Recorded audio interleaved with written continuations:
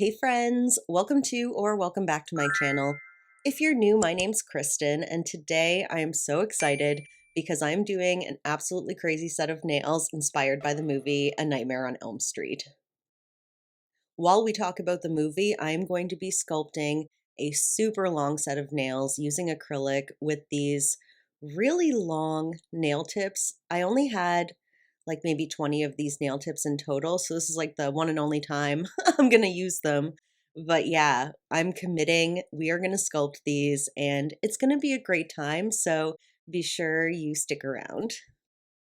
So just before I get into things, a lot of you already know that these nails in a movie videos take quite a lot of time and effort on my part to put together. So, if you like them and you want to support me being able to continue making them, please, like the video, share it, leave a comment for sure. That really helps with my engagement.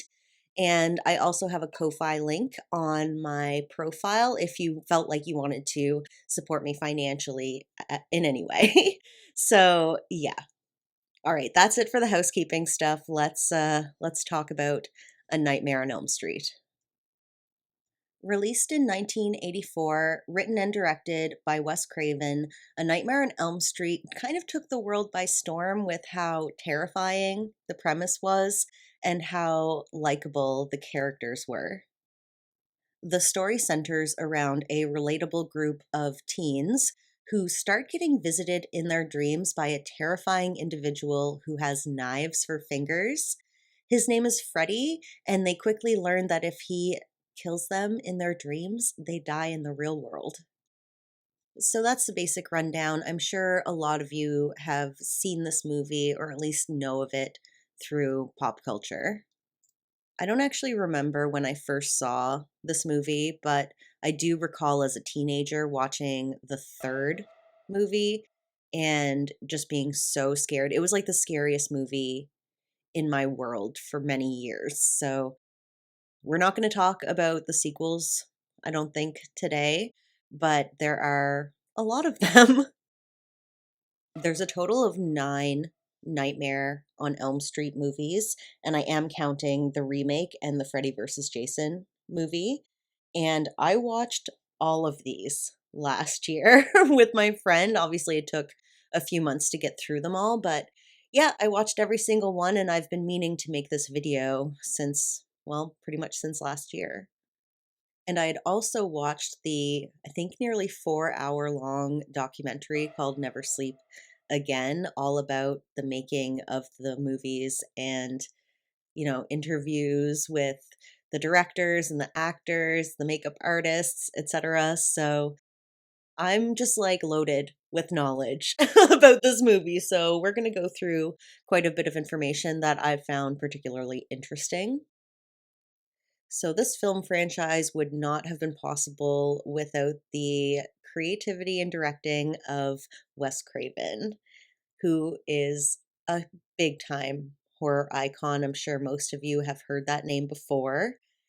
If you are not familiar with his work, some of the other films that he's done include Scream, The People Under the Stairs, The Last House on the Left, and The Hills Have Eyes.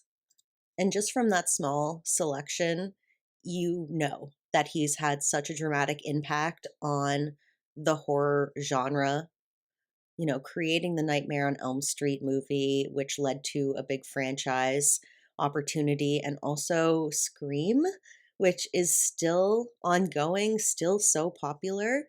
So he really does deserve the title of like a master of horror, even though that's not like what he aimed to go into in terms of filmmaking.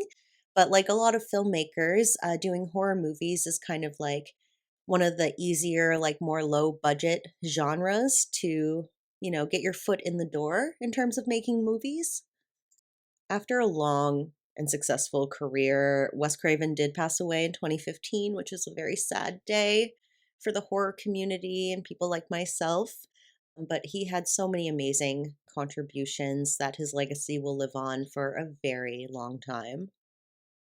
And I'm happy to talk about him and sing his praises because he seems like the nicest guy, or was the nicest guy. in interviews with him, he just seems so kind, so soft spoken. And anyone who talks about him kind of gives the same, like, he's the nicest guy ever kind of vibes. So I appreciate that because that is certainly not always the way when it comes to directors and people in Hollywood, as a lot of us know.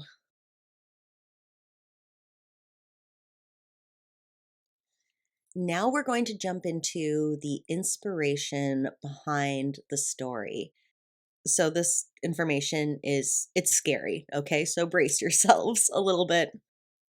When I initially learned this, I could not stop thinking about it for a while.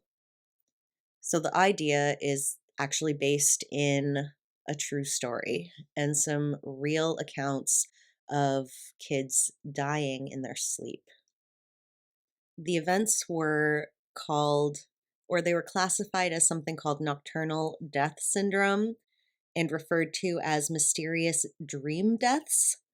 There were several young men from places like the Philippines, Japan, and Indonesia who would tell their parents that they could not go to sleep because they knew they were going to die.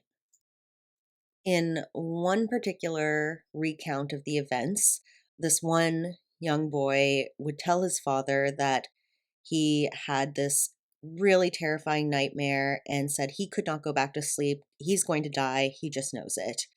And in this circumstance, the father was also a physician and said, look, I'm going to give you some sleeping pills. Just go to get some sleep. The son proceeded to keep himself awake for 2 to 3 days before his parents finally got him to fall asleep. And I think he must have fell asleep in like the living room kind of situation because they like carried him up to his bed and kind of left him there to get some sleep. Later, in the middle of the night, the parents heard their son screaming. So obviously, they run up to him and they see their son just thrashing around in his bed. But before they reach him, he becomes completely still and he's dead. In the aftermath of this tragic event, the parents find all the sleeping pills that they had given to their son. He hadn't taken any of them. And in the closet, they found a Mr. Coffee machine that had been like sneakily hooked up using a hidden extension cord. The details of this story are just absolutely fantastical. And Wes Craven felt like it's basically like a scene from a movie anyway. And what a terrifying thought and terrifying thing to have happened. So, yeah, that's where the concept came from. And if you had never heard that story before, I'm sorry because it is quite shocking. So let's move on from there. When the script was written, it wasn't picked up right away. Apparently, it floated around Hollywood for about 3 years. Most people rejecting the script because they were like, nobody's going to be scared. It's dreams. Like, no one's going to find that scary.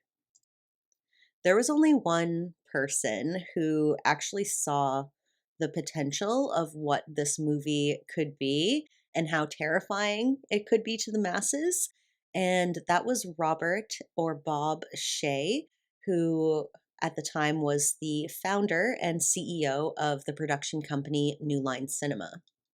And the reason I think it's important to mention that is because they were a very small, like ragtag group trying to, really entertain people. They weren't really there for the money so much as the entertainment. And the success of New Line Cinema is directly related to, in tandem with, the success of A Nightmare on Elm Street. It's a really inspiring story of really creative people working with a low budget to create something absolutely magical. Bob Shea was really able to see how this could be a franchisable movie, which, not to get ahead of myself, but that's why the ending is kind of crazy on the first movie because he saw the franchise potential there. and also just like the mass fear factor in terms of everybody having to sleep and have dreams, you know? And just as a random fun fact, Bob Shay is the brother to the beloved Lynn Shay, who plays the teacher in Nightmare on Elm Street, but she's also in so many other movies, and you'd probably recognize her more recently from the Insidious films. So once that script was picked up, the movie's in motion now, and we're going to talk next about the casting. First up is the lead role of Nancy Thompson, who ended up being played by Heather Langenkamp. The role of Nancy is probably Heather Langenkamp's most recognizable role. I did see her recently in The Midnight Club, if you saw that series on Netflix. Otherwise, she did come back and reprise her role as Nancy for A Nightmare on Elm Street 3 and New Nightmare. She beat out over 200 other actresses for the role, including people like Jennifer Grey, Demi Moore, and Courtney Cox. And I really love Nancy in these movies. She is a tough cookie. She's an amazing leader. She's got some really great sassy one-liners. And yeah, I'm a big fan. To play Nancy's jock boyfriend, Glenn, they actually cast a brand new actor, Johnny Depp. This was his very first acting role ever. There's accounts of him being very nervous on set, but he did an amazing job, and we love him in that crop top. And when it came to how he actually got that role, it's kind of a funny story because Wes Craven found him to look kind of sickly and pale, but his daughter insisted that he was beautiful and dreamy and that he needed to be cast in that movie. So, shout out to Wes Craven's daughter for that one. Nancy's father, Lieutenant Thompson, was played by John Saxon, who was a very experienced actor at that time. So they were kind of lucky to get him on board. And I love him. He's just such a good actor and he's so handsome. You might recognize him from the Black Christmas movie as well. And the most important casting was, of course, for Freddy, aka Fred Krueger. And it did end up going to Robert Englund, who we'll talk about in just a second. But there was they were trying to cast somebody older, basically. And Wes Craven would say that, he was casting all these older men because Freddy is considered to be older, but there was just so much kindness in all these old men that it didn't really work for a scary villain. So that's where Robert Englund came in. He was much younger than they anticipated, but of course, with all that makeup on, you really can't tell how old he is anyway. Robert Englund has also done quite a lot with his movie career. I know him most, he's most famous for his role of Fred Krueger, but he was also, right before he got cast for this, he was in this miniseries called V, which was a pretty popular, and he does a lot of cameos and smaller roles as well. One that stands out to me is his cameo in the Urban Legend movie. Everyone on set really agreed that Englund brought so much physicality and personality to the role. He could really see how to use his interesting silhouette in creepy ways, how to hold the glove in kind of iconic ways or make movements that could be, very Freddy, not just some random stuntman in a costume. He was an actor, and I guess they usually use stuntmen for these types of roles, but Wes Craven really wanted an actor who could bring something to the plate, and they felt like Englund did a really good job at relishing in being evil and also bringing kind of a humor to the role. And he was committed to the character. Englund came back for every single sequel, excluding the remake. And yeah, it's a beloved character at this point, which is crazy to think of because he's a murderer and stuff. But anyway, it was perfect casting. It kind of made his career. And, he still gets interviewed about it today. He still goes to conventions regarding these movies today. So, yeah, it's a real success story for him, and he does an amazing job.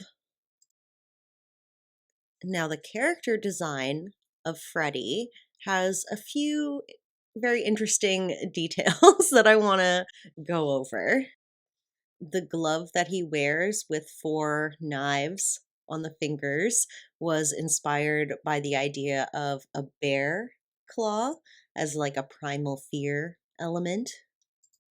The red and green stripes on his sweater actually came from an article that Wes Craven read about color and how the eyes process color. And apparently, red and green are the 2 colors that are the hardest for the eyes to process. So he was like, all right, that's going to be his sweater, hoping it would be kind of some sort of like almost painful optical illusion kind of thing. And the other inspiration came from when Wes was a young boy. Apparently, outside of his bedroom window, one night there was kind of like this, maybe you could say like a drifter, something like that, who was like dressed in these really like dirty clothes. And when he noticed Wes looking at him, he like stared right back and seemed to take pleasure in scaring him. And he never really forgot that, and he put that inspiration into Freddy as well. Oh, and I almost forgot that the name Fred Krueger is based on a kid that he used to get bullied by as a kid, and he also used that name reference in The Last House on the Left, where one of the villains is named Krug. Now, with regard to the makeup inspiration, the design of Freddy's face, it's supposed to be burned because I didn't go over this, but the story is that Fred Krueger was a child molester who basically didn't end up going to jail, so all the parents of the victims got together and murdered him in a fire, and that's the idea behind why he's covered in all these burns. The makeup artist they hired was David Miller, who was fresh off of the Thriller video by Michael Jackson. And he brought some really good visual effects to the table. And Freddy's face was actually inspired by a pepperoni pizza. The story goes that Miller was, sitting in front of a pepperoni pizza, and he just started moving the cheese around with his fingers, moving the pepperoni around. And before he knew it, he had made Freddy's face on this pizza. Definitely an interesting little tidbit when it comes to how they came up with his design. The original script did have more of an emphasis on the child molesting aspect, and I'm saying it weird just because of YouTube guidelines, that's why. But the crew really had to backpedal on the sexuality side of things because at the time there was a really big case. There was national coverage about this trial where there was many teachers being accused of that particular crime in a particular school in a very systematic way. So it was a very sensitive subject for the country. And I think that it was a good move for them to dial back, kind of sidestep that information and focus on the other aspects of the story more. But don't forget that Freddy is really scary. Like he's a real bad guy, but I think that we do forget that over time now that he's become such a character. And we are almost done the video, so one more piece of information we're going to talk about is the Elm Street Connection.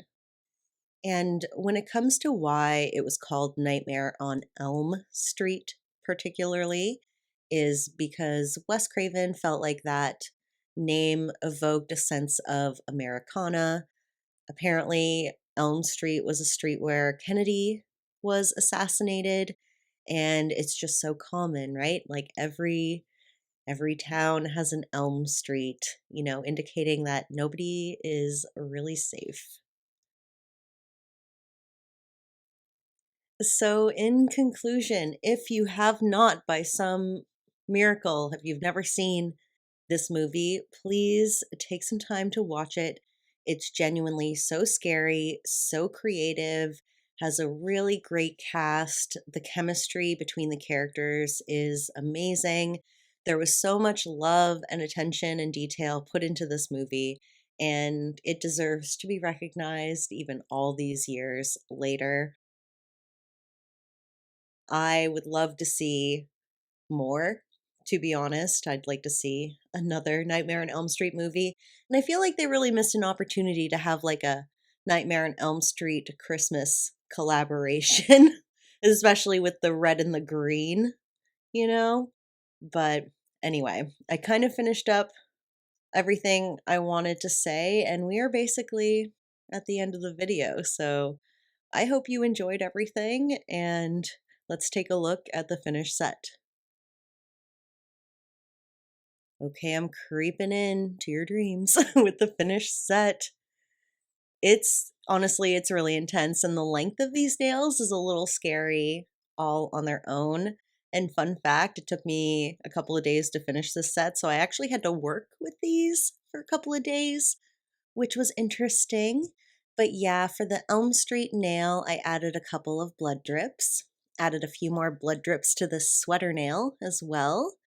This one's the same, and I added some details to the pinky blade and the thumb blade to make them look a little bit more like his glove, the knives on his gloves kind of thing.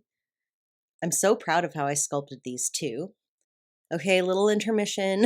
My cat loves to interrupt me because my desk is like cleared off when I do these reveals, and she's like, now's my time. Anyway, yeah, the sculpting. I'm so proud of myself for making such a long set. I always see room for improvement, but I'm definitely proud of how far I've come and how the set turned out. Let me know in the comments which nail is your favorite. I'm partial to the pinky blade and the Elm Street nail, but definitely let me know. And if you've made it all the way to the end of this video, you are a real one. You're the best. You're amazing. And I appreciate you so friggin' much. So thanks again, and I'll see you in the next one.